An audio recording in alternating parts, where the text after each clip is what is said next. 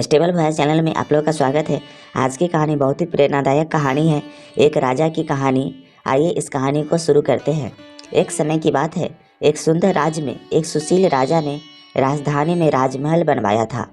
इस राजा के जीवन में 4 रानियां थीं, प्रत्येक अपनी अद्वितीयता में महत्वपूर्ण थी। पहली रानी बुद्धिमान रानी थी। राजा की पहली रानी बहुत ही बुद्धिमान और ज्ञानी थी। वे राज्य की शिक्षा और सांस्कृतिक क्षेत्र में सक्षम थी। उन्होंने राजा को सुझाव और मार्गदर्शन में सहारा दिया। उनकी बुद्धिमत्ता और नीति की बहुत सी समस्याओं का समाधान करने में मदद करती थी।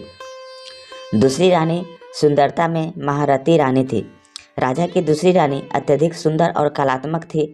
उनका आभूषण, वस्त्र और आचार विचार सभी आकर्षक थे।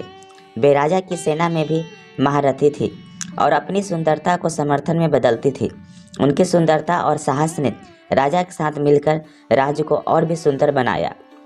तीसरी रानी दान की रानी थी। राजा की तीसरी रानी दानशीलता की रानी थी। उन्होंने राज्य के लोगों के लिए अच्छे कार्य किए और दान दिया। वे गरीबों, अनाथों और आवश्यकता में रहने वालों के लिए समर्पित थी। उनकी महात्मक कार्यों ने राजा के दरबार की समृद्धि का आभास कराया। चौथी रानी शांति और समझदारी में मुहैया करने वाली थी। राजा की चौथी रानी शांति और समझदारी की रानी थी। उनकी सामंजस्यपूर्ण और शांतिपूर्ण नैतिकता ने राजा के दरबार को सामंजस्य और शांति से भरा बनाए रखा। वे समस्याओं को शांति से हल करने में मदद करती और सभी को एक साथ रहने की शिक्षा देती। एक दिन राजा को अपने राज्य में एक बड़ी समस्या का सामना करना पड़ा। उसने चारों रानियों से सहायता मांगी। बुद्धिमान रानी ने योजना बनाई, सुंदरता ने महारथी रानी ने सहायता की, दान की रानी ने आवश्यकता सामग्री प्रदान की और शांति की और समझदारी में मुहैया करने वाली रानी ने समस्या का समाधान ढूंढा। इस समस्या का समाधान करने के लिए राजा ने चारों रानियों की सुझावों को मिलाकर एक समृद्धिपूर्ण योजना बनाई। बुद्धिमान रानी ने राज्य की आर्थिक स्थिति को सुधारने के लिए एक विवेकपूर्ण नीति बनाई। सुंदरता में महारथी रानी ने राज्य की प्रतिष्ठा और आत्मविश्वास को बढ़ाने के लिए विभिन्न कला साधना कार्यक्रम आयोजित किए। दान की रानी ने गरीबों के लिए एक विशाल दान योजना चलाई और शांति और समझदारी में मुहैया करने वाली रानी ने लोगों के बीच सहमति बढ़ाने के लिए समापन की कार्यवाही की।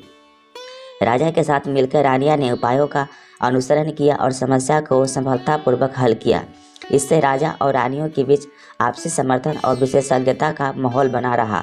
राज्य में समृद्धि और सुख शांति का वातावरण बना रहने के लिए राजा ने रानियों को संगठन और योजना बनाने के लिए प्रमुख बनाया। चारों रानियां अपनी विशेषज्ञता के क्षेत्र में सकारात्मक परिणाम प्राप्त करने में सक्षम थी और राजा के साथ मिलकर राज्य को समृद्धिक बनाए रखने के लिए आत्मनिर्भर बन गए। राजा की 4 रानियों ने मिलकर दिखाया कि यदि विभिन्न गुणों और क्षमताओं को समर्थन के रूप में प्रयोग किया जाए तो कोई भी कठिनाई को सुलझाना संभव है। यह कहानी हमें यह सिखाती है कि आपसी सहायता, समर्थन और साझेदारी से हर मुश्किल को आसानी से पार किया जा सकता है। कैसे लगा यह कहानी कमेंट करके ज़रूर बताएं और इस चैनल पर नए हैं तो कृपया इसे लाइक, शेयर और सब्सक्राइब कर लीजिए। Thank you.